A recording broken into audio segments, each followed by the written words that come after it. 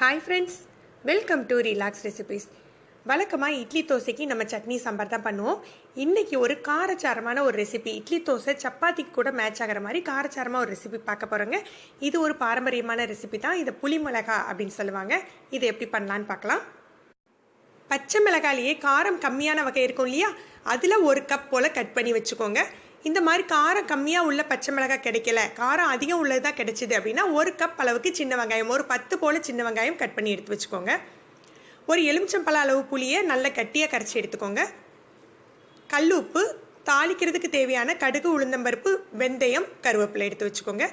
இது போக 1 table spoon அளவுக்கு வெல்லம் தேவைப்படும், நல்லெண்ணெய் தேவைப்படுங்க. பச்சை மிளகாய், வெங்காயம் ரெண்டையுமே பொடி பொடியாக கட் பண்ணி வச்சுக்கோங்க. ஒரு ப்ரெஷர் பேனில் கொஞ்சம் நல்லெண்ணெய் விட்டுக்கலாம். இந்த புளி மிளகாய்க்கு முதல்ல தாளிக்கக்கூடாதுங்க, முதல்ல வெந்தயம் மட்டும் சேர்த்துக்கலாம். கடைசியில் தான் நம்ம தாளித்து கொட்டணும்.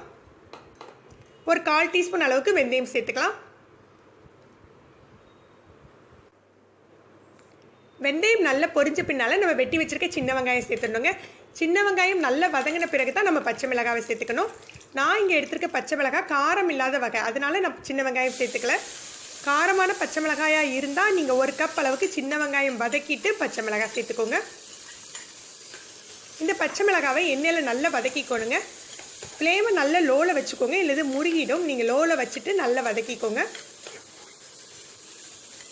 இதோட நம்ம கல்லுப்பு, பச்சை மிளகாய்க்கு தேவையான அளவு கல்லுப்பு சேர்த்துடலாம்.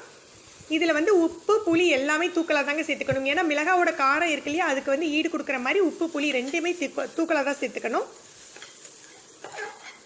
உப்பு சேர்த்த பிறகு நம்ம கட்டியாக கரைச்சி வச்சுக்கோ இல்லையா, அந்த புளியை சேர்த்துடலாம்.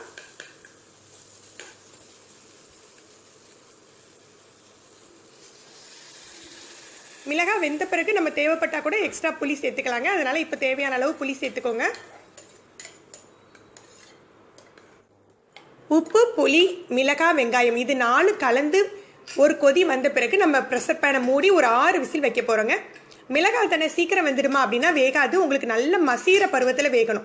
பாருங்கள், இப்போ நான் 6 விசில் வச்சுருக்கேன். அப்போ தான் இந்த ஸ்டேஜ் உங்களுக்கு கிடச்சிருக்கு. இப்போ நல்ல கரண்டியை வச்சு மசிச்சு எடுத்துக்கலாம்.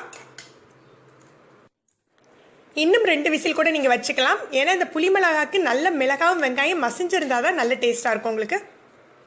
இதே மாதிரி நல்லா மசிச்சு விட்டுட்டு நம்ம தாளித்து கொட்டிடலாம். தாளித்து கொட்டின பிறகு தான் நம்ம வெல்லம் சேர்த்துக்க போகிறோம். இந்த பாருங்கள், எல்லாமே மிக்ஸ் ஆன பிறகு இந்த ஸ்டேஜில் நம்ம தாளிச்சிக்கலாம். நல்லெண்ணெய் விட்டே தாளிச்சுக்கோங்க. இதுக்கு கொஞ்சம் அதிக அளவில் நல்லெண்ணெய் எடுத்துக்கோங்க. ஏன்னா அந்த புளி மிளகாவோட காரத்தை ஈடு செய்கிற மாதிரி நல்லெண்ணெய் சேர்த்துக்கோங்க. கடுகு, உளுந்தம்பருப்பு, கருவேப்பிலை போட்டு தாளிச்சுக்கலாம். விருப்பப்பட்டீங்கன்னா பெருங்காயத்தூள் சேர்த்துக்கோங்க. உங்களுக்கு அந்த வாசம் பிடிக்கலன்னா அதை விட்டுறலாம். இப்போ தாளிப்பை புளி மிளகாய் கொட்டி கிளறிடலாம். இது ஒரு கொதி வந்த பிறகு நம்ம வெல்லத்தை சேர்த்துடலாங்க. 1 டேபிள் ஸ்பூன் அளவுக்கு வெல்லத்தை தட்டி சேர்த்துக்கோங்க. வெல்லத்தை நல்லா மிக்ஸ் பண்ணி விட்டுட்டு மூடி போட்டு ஒரு 2 நிமிடம் சிம்மில் வைங்க. அந்த எண்ணெய் நல்லா தெளிகிற வரைக்கும் நம்ம சிம்மில் வைக்கணும். இதில் தண்ணி அதிகம் இல்லாதனால நீங்கள் ஃப்ளேமை கூட்டிடாதீங்க, சிம்மிலே வச்சுக்கோங்க. பாருங்கள், 2 நிமிடம் ஆயிருக்கு. எப்படி எண்ணெய் பிரிஞ்சு அழகாக செட் ஆயிடுச்சுன்னு. இந்த புளி மிளகாயில் நம்ம நல்லெண்ணெய் மட்டும்தான் சேர்த்துருக்கோம், வினிகர்லாம் எதுவும் சேர்க்கல. ப்ரிசர்வேட்டிவ் சேர்க்காதனால நீங்கள் கூடுமான வரைக்கும் ஃப்ரிட்ஜ்லேயே வச்சுக்கோங்க. இதை ஒரு பாட்டிலில் போட்டு வச்சுக்கிட்டீங்க அப்படின்னா ஒரு மாதம் ஆனாலும் உங்களுக்கு கெட்டு போகாதுங்க. நீங்கள் இந்த ரெசிபியை ட்ரை பண்ணி பாருங்கள். காரச்சாரமாக, அதுவும் ஸ்பெஷலாக கல் தோசைக்கு இது ரொம்பவே நல்லாயிருக்கும். இதை ட்ரை பண்ணி பார்த்துட்டு உங்களுடைய கருத்துக்களை கமெண்ட்ஸில் சொல்லுங்கள். இந்த வீடியோவை மறக்காமல் லைக் பண்ணிக்கோங்க, உங்கள் ஃப்ரெண்ட்ஸ்க்கெலாம் ஷேர் பண்ணுங்கள். இது வரைக்கும் நம்ம சேனலை சப்ஸ்கிரைப் பண்ணாதவங்க சப்ஸ்கிரைப் பண்ணிக்கோங்க. மறக்காமல் கீழே உள்ள பெல் பட்டனை ப்ரெஸ் பண்ணிக்கோங்க. அப்போ தான் நம்ம சேனலில் போடுற புது புது வீடியோக்களோட நோட்டிஃபிகேஷன் உங்களுக்கு இமீடியட்டாக கிடைக்கும். மேலும் ஒரு புதிய வீடியோவில் உங்களை சந்திக்கிறேன். நன்றி.